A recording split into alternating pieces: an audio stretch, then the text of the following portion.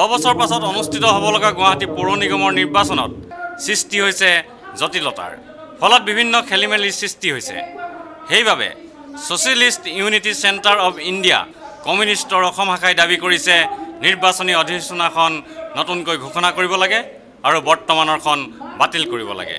Guwahati press ক্লাবত অনুষ্ঠিত এখন সংবাদ মেলত দলটোৰ অসম শাখাৰ সম্পাদক চন্দ্ৰলেখা দাসে কয়, আমি তাৰমানে ইলেকশ্যন অফিচত গৈ পেলাই যিবিলাক বস্তু পাইছোঁ তাত আমি দেখিবলৈ পালোঁ যে এতিয়ালৈকে ভোটাৰ লিষ্টখন তেনেকৈ ঠিক হোৱা নাই আৰু ভোটাৰ লিষ্ট আজিলৈকে তেওঁলোকে এই 22 তাৰিখলৈকে ভোটাৰ লিষ্ট তেওঁলোকে মানুহক দেখুৱাব পৰা নাই।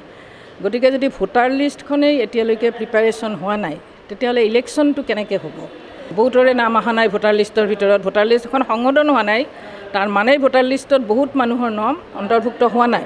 কাৰণ 10 বছৰ আগতে ইয়াতে মানে পৌৰ নিগমৰ নিৰ্বাচন হৈছিল।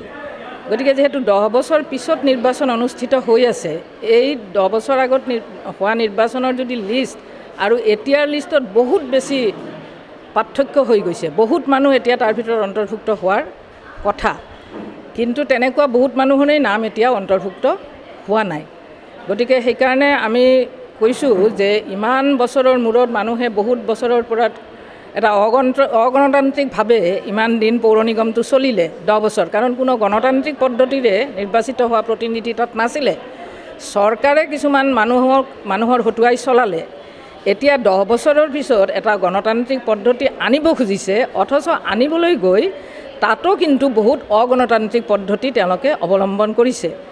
বিশেষকৈ হঠাৎ এইদৰে ইলেকশ্যনখন তেওঁলোকে মাতি দিলে, তেওঁলোকে এতিয়ালৈকে ভোটাৰ লিষ্ট ঠিক হোৱা নাই, আকৌ যেনেকুৱা 2 টায়াৰ কৰিলে, এই 2 টায়াৰ ছিষ্টেমটোও এনেকৈ মানে হঠাৎ কৰি দিছে।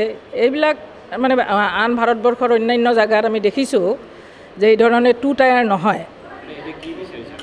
আমি এতিয়া বিচাৰিছোঁ যে এই যিবিলাক গোটেই ভোটাৰ লিষ্টবিলাক ভালদৰে শুদ্ধকৈ ভোটাৰ লিষ্টখন কৰি অতি সোনকালে, এইটোৰ কাৰণে আৰু এবছৰ 2 বছৰৰ কথা নহয়, এই বছৰৰ ভিতৰতে ভোটাৰ লিষ্ট শুদ্ধকৈ কৰি তাৰপিছত এই ডিলিমিটেশ্যন যিটো কৰিছে, আৰু গুৱাহাটীখন যিহেতু বহুত বেছি ডাঙৰ হৈ গৈছে, গতিকে ৱাৰ্ড কমিশ্যনাৰৰ সংখ্যা আগতে 60টা আছিলে, এতিয়া তাতকৈ আৰু বৃদ্ধি কৰিব লাগে, কিন্তু এতিয়া কমাই পেলাই 31টালৈ আনিছে।